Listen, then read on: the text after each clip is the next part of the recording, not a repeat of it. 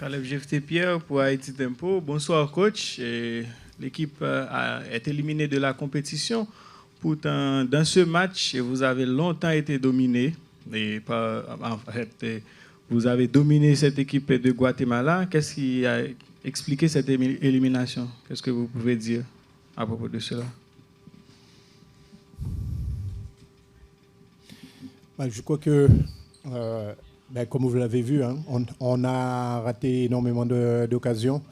On aurait pu tuer le match, mais à l'arrivée, on prend ce but qui nous fait si mal. Et malgré tout, on avait la possibilité de marquer sous penalty. Donc ça, le gardien a fait la parade qu'il fallait.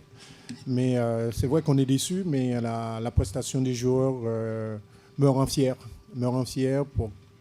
Parce qu'ils ont démontré énormément de bonnes choses tout au long de ce parcours à la Gold Cup.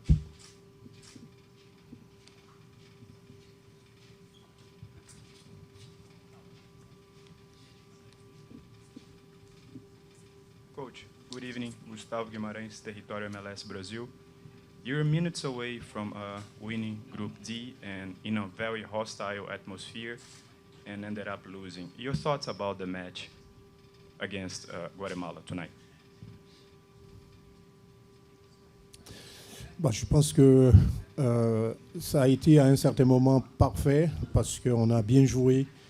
On a dominé ce match-là, on a eu énormément d'occasions, mais toutes ces occasions n'ont pas pu être effectuées, je dirais, parce qu'on a eu peut-être le mauvais geste, la mauvaise passe pour le coéquipier. Mais je crois que dans l'ensemble, on a fait le match qu'il fallait, mais seulement on prend ce but qui nous fait si mal. Mais malgré tout, on avait cette opportunité de revenir dans le match si on pouvait marquer sur le penalty et puis finir par un match nul. Mais c'est comme ça, c'est le foot. Il faut se préparer à tout ça parce que c'est comme ça que ça peut se passer, comme ça a été le cas. Mais il faut reconnaître aussi quand même, il y avait une équipe de Guatemala qui a poussé pour pouvoir gagner ce match.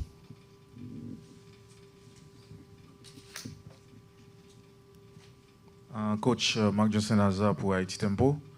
Vous avez parlé de fierté, pour autant vous aviez la possibilité de se qualifier avec soit un match nul ou bien une victoire.